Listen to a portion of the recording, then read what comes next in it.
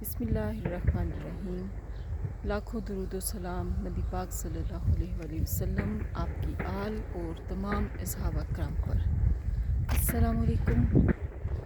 آج موسم کچھ مزے کا ہے، ہلکی ہلکی دھوپ نکلی ہوئی ہے، اچھا لگ رہا ہے، تو پلان کیا واک کرتے ہیں۔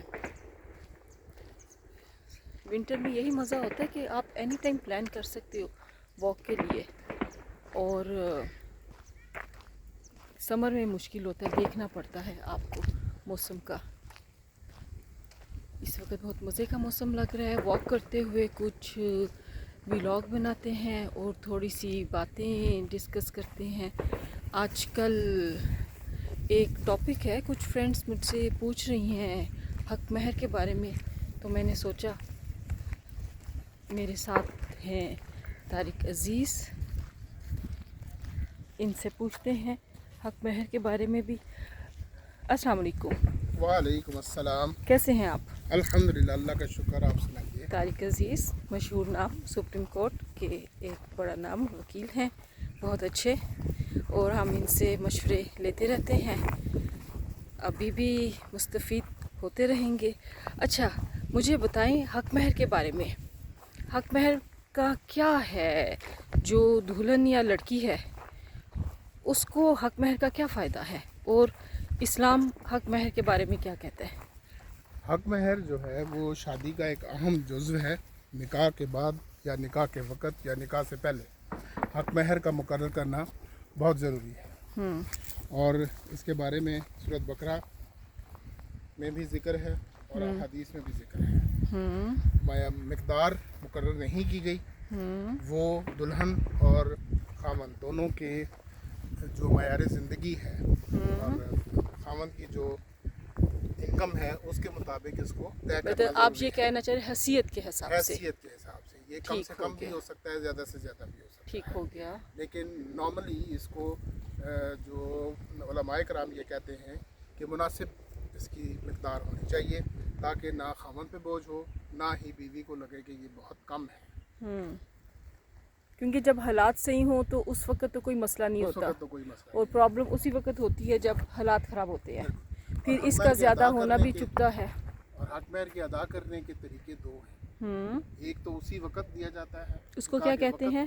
اس کو معجل کہتے ہیں، جی، اور ایک ہوتا ہے عند الطلب، ٹھیک ہے، عند الطلب یا غیر معجل۔ ٹھیک ہے، یہ حق مہر یا تو جب بیوی اس کو مانگے، اس کا تقاضا کرے، وہ شادی کے دوران بھی کر سکتی ہے، ٹھیک ہے، اور اگر خدا نخواستہ شادی کا اختتام ہوتا ہے تو پھر طلاق کے وقت دینا۔ ٹھیک ہے، تو اگر وفات ہو جاتی ہے خاوند کی اور اس وقت تک حق مہر ادا نہیں کیا ہوتا، تو پھر وہ اس کے ترکے میں سے سب سے پہلے حق مہر نکلتا ہے۔ ٹھیک ہو گیا۔ تقسیم سے پہلے سب سے پہلے حق مہر، اس کے بعد اگر خاوند نے کوئی قرضہ چھوڑا ہے تو قرضہ، اور اس کے بعد پھر جو ورثاء کے حصے نکلتے ہیں۔ ٹھیک ہے، حق مہر اور کی اتنی اہمیت ہے۔ ہاں، ایسے بھی کر دیا جاتا ہے نا کہ کچھ فیملی میں یوں ہوتا ہے، کیش کی بجائے جو گولڈ یا کوئی چیز کو وہ نام دے دیتے ہیں یہ حق مہر ہے، جی، وہ بھی طے کیا جا سکتا ہے، وہ طے کیا جا سکتا ہے۔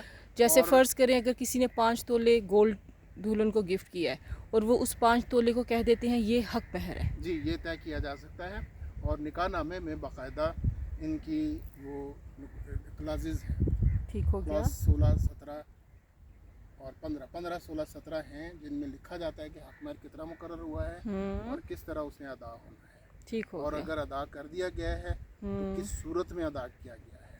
اس میں صحیح، گھر بھی ہو سکتا ہے، جائیداد بھی ہو سکتی ہے، زمین بھی ہو سکتی ہے، کوئی زیورات ہو سکتے ہیں، نقدی بھی ہو سکتی ہے، کسی بھی صورت میں حق مہر ادا کیا جا سکتا ہے۔ ٹھیک ہو گیا، صحیح ہے۔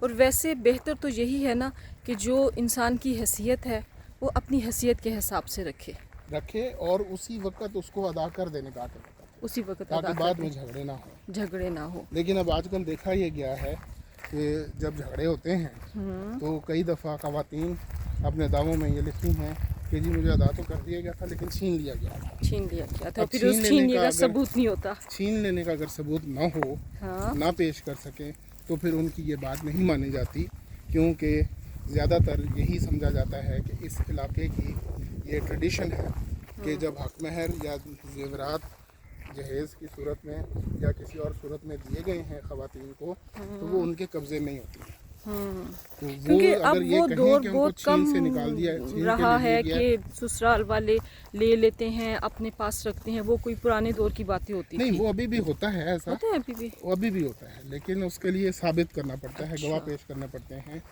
और फिर अदालत को ये गवाही ऐसी होनी चाहिए कि अदालत उस पर यकीन कर सके। अच्छा, सही हो गया।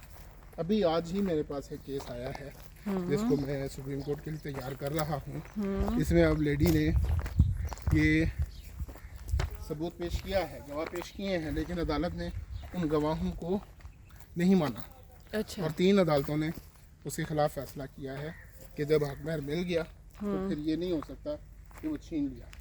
अब इस केस में खातून ने ये इल्ज़ाम लगाया कि मुझसे लेके लॉकर में रखा गया। अच्छा, अब 3 अदालतों ने ये कहा है कि लॉकर की फिर तफसील देनी चाहिए, कौन सही से लॉकर में रखा गया।